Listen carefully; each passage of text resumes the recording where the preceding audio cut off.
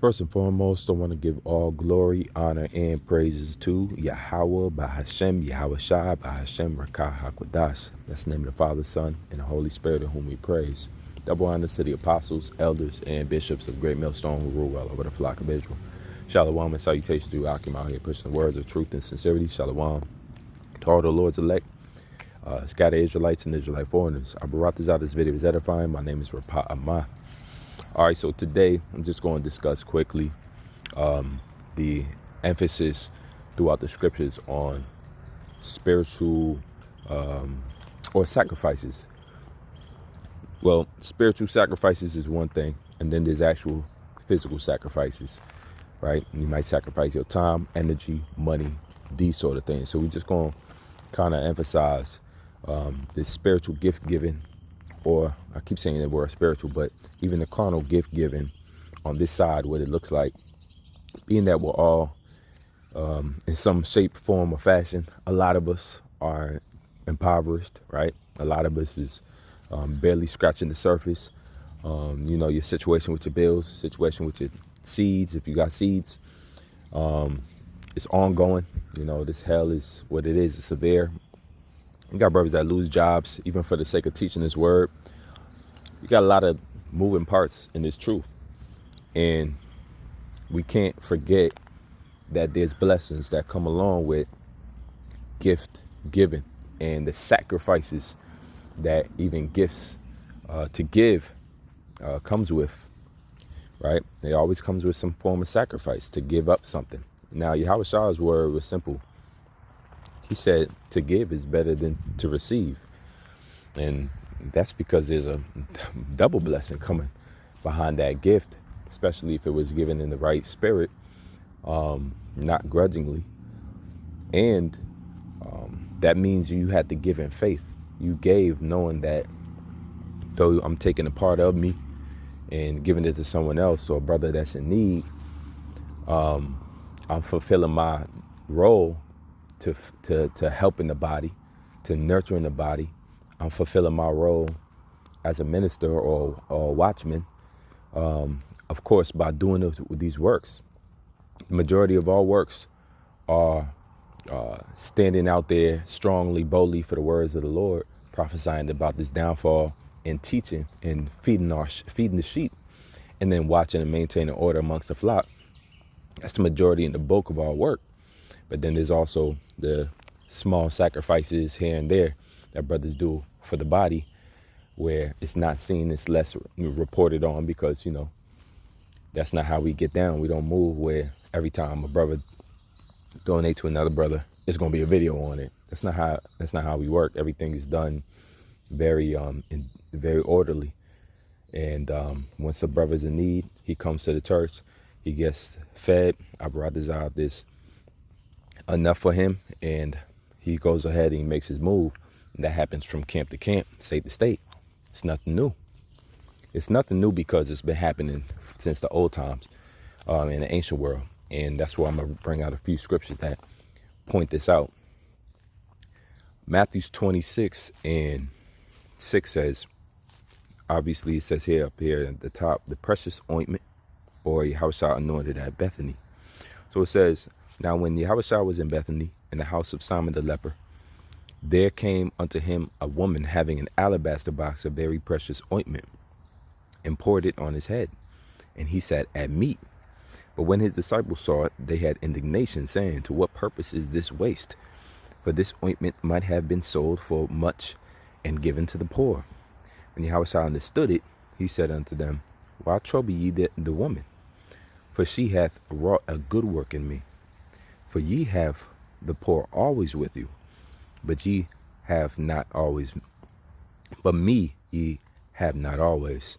So, and that's another good point that's always made. You got this idea that we're supposed to, be feeding the poor, be outside and like really going ham, so to speak, for the poor. Food drives, get all your cans, and we're gonna meet at this church and give to the poor. Well, Yahushua emphasize that the poor is always going to be amongst you. There is no thing that you're going to be able to do to alleviate entirely the situation that is the poor, or somehow cause poverty never to, to cease, cause poverty to never be a thing anymore. As long as there's going to be rich, there's going to be poor. That's just the dichotomy of the two. That's just the balance of it. All right? Up, down, left, right, poor, rich. So Yahushua made it simple. Look, you talk about, you could have took this ointment that she used to anoint me and sold it and then made some money off of it. Yeah, there's thousands of different ways, and you could flip this and help the poor. But you always going to have the poor around you. It's me who is not going to always be with you. It says, for in that she hath poured this ointment on my body, but she did it for my burial. See, Yahushua was always prophesying of his death, even though his 12 who was around him didn't always consider him. Well, Yahushua is pretty much a dead man walking. He has to take on the sins of us. Eventually, he has to be put on that cross. They didn't daily go over that. Even in the time of Yahushua's most, let's say, vulnerable moment, right before he was crucified and tried and captured by the Romans, he went to the Valley of Gethsemane, oil pressed, that's where he basically cried and asked the Father to lessen his sentence, or if there was a way around being crucified. And there wasn't. It was the will of the Father that he should be crucified.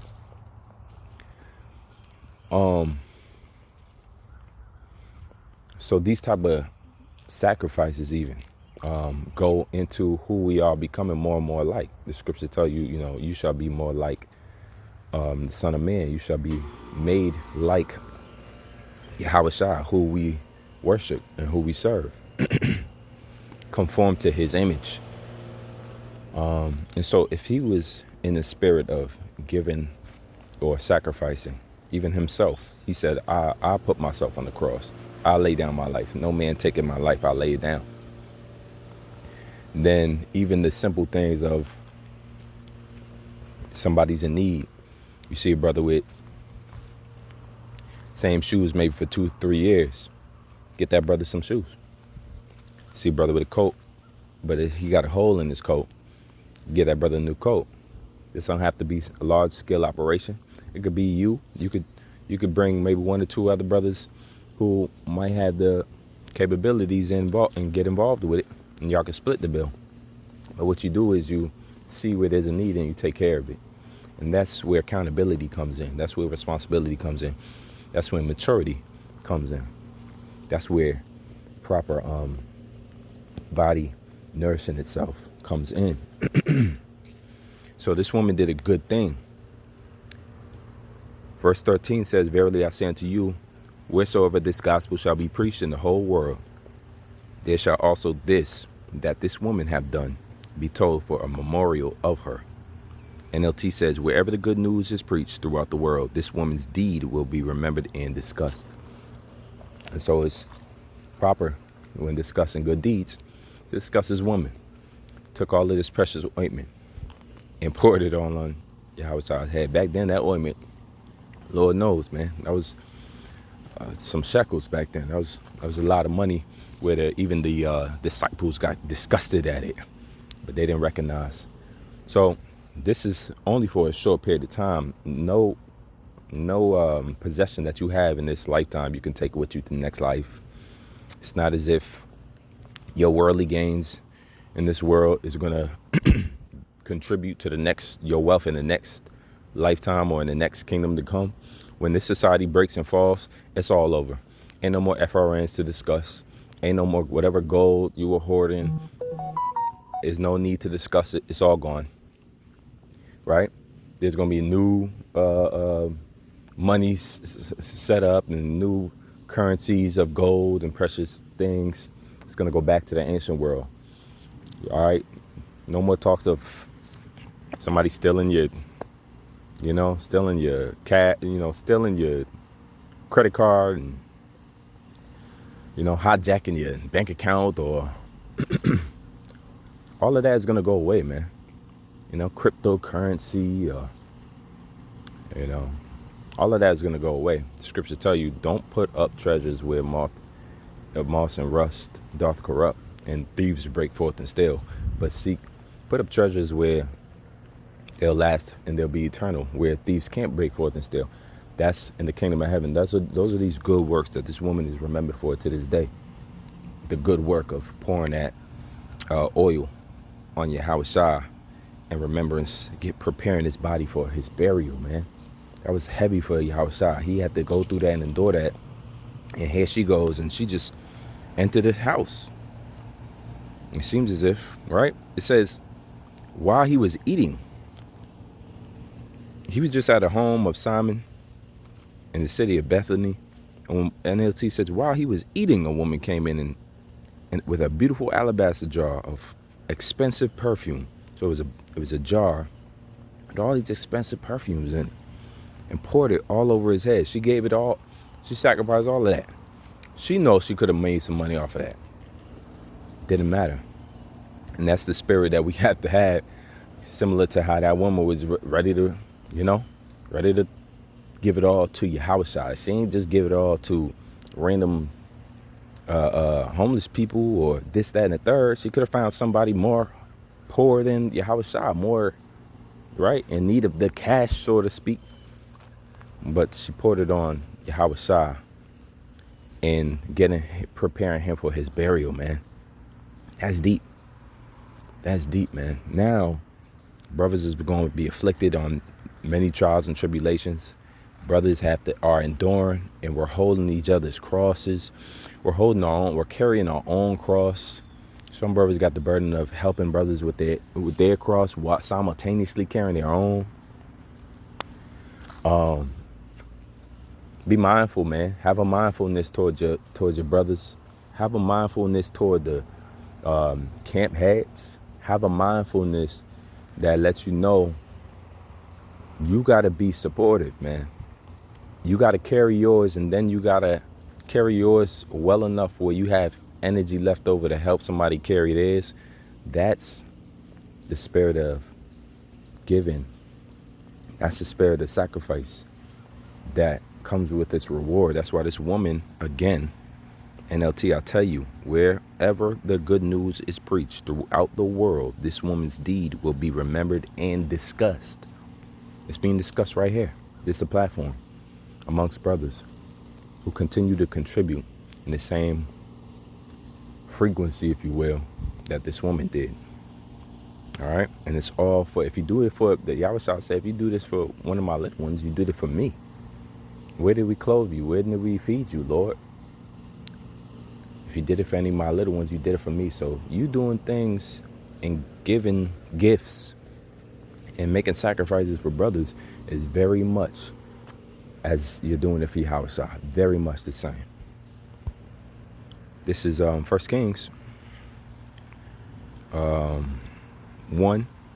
1 Kings 17. And I'll start at 8. And I'm going to read in the NLT. It says, and then the Lord said to Elijah, go and live in the village of Zarephath, near the city of Sidon. I have instructed a widow there to feed you. So he went to Zarephath. As he arrived at the gates of the village, he saw a widow gathering sticks and asked her, would you please bring me a little water in a cup? And this is the prophet Elijah. All right. Greatest prophet. Right. No greater prophet. And then he asked for her to bring him a cup of water. As she was going to get it, he called to her, bring me a bite to eat too. Right. And just that thought right now, this is how far gone we are. Just that thought right now to ask somebody, or a woman rather, who you just met, you just coming into a town, can you go get me a cup of water, please? Now, of course, she was foretold, like she was, I'm sure an angel came to her or through a vision, she was told Prophet Elijah will come to you, do whatever he asks. But this just show you how in sequence the Israelite man and the Israelite woman were at some point in time. It did exist. It's not just in our imaginations, but when we speak about how off and how chaotic and lack of empathy the woman has for the man, the Israelite woman has for the man to right now, it's spoken from a place of wisdom, you know. So he says, he asked her, bring me a bite to eat too. But she said, I swear by the Lord, your power, that I don't have a single piece of bread in the house, and I have only a handful of flour left in the jar. I was just gathering a few sticks to cook this last meal, and then my son and I will die. See how dire her situation is? This ain't your average, woman who just, got some food in the fridge, got some EBT card and just $200 a week. You just living. You paying your bills. It's, you in the hood, broke, but you getting by. This is a woman who is preparing to die. She had no more food. All right. The Lord set it up where she would be the one to help Elijah and take care of him and feed him. A woman who herself, for her and her son, had decided this is our last meal before we die of starvation.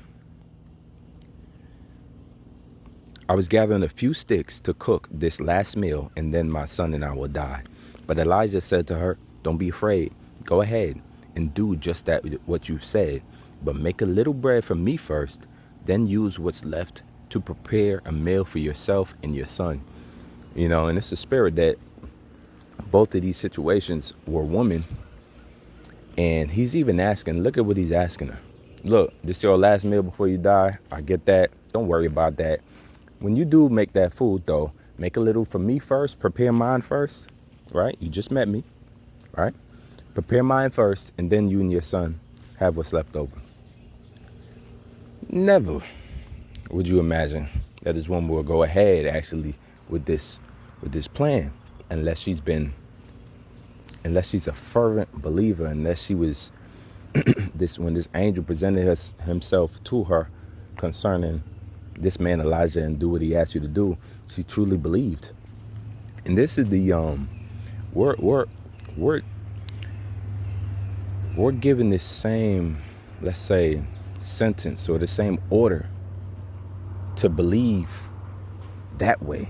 We got to believe that strong. We got to believe like that, like a woman who knows she about to die, no more food in the crib. Somebody else is coming to her that says, don't worry, you're going to get taken care of. Just feed me first. And still went ahead with it. It goes on. It says, but Elijah, yep, you got that. It says, for this is what the Lord, the power of Israel, says. And I got to watch because it's a hawk. And I got my little dog outside. I know the hawk like to swoop down. It says, for this is what the Lord, the power of Israel, says. There will always be flour. Come here. There will always be flour and oil left in your containers until the time when the Lord sends rain and the crops grow again. So she did as Elijah said, and she and Elijah and her family continued to eat for many days. There was always enough flour and oil left in the containers, just as the Lord had promised through Elijah. And that's where we're coming. We're coming to a time where great miracles are going to take place, just like this woman and her son, this widow at Zarephath, who was designated to feed. She was ordered to feed with what little she had, feed Elijah. You see how the giving, see how, if that ain't a sacrifice, I don't know what is. If that ain't asking of a sacrifice, I don't know what is. She's down to her last. She don't even know how this, she even understands it. That's the epitome of down to your last. And we still had the spirit on her to give, man. You see what kind of spirit it take? What kind of spirit do it take to be down on your last and still give when commanded and ordered to? That's the type of strength that you gotta have. That's the type of faith that you gotta have, that you gotta muster up through the spirit of Yahweh Shem Yahushua. He giveth all, right? And you gotta pray for mercy in them days, because A famine is coming. An actual famine is coming. Right? Pestilences are coming. It's going to be sick people, contagious situations, right? Real contagious situations, not just like what you've been through 4 years ago, but real serious threats of contagion. Go watch that movie Contagion, right? All type of scenarios, man. EMPs, marauders, people just looking to come inside and rob your house. You're coming across the end times, man. You got to have the faith that you read about in the scriptures. The type of faith that when you down on your luck, when you down and out, you still have the spirit that if the Lord still asked you to sacrifice, you would. I provide this video. Is edifying. Till next time, shalom.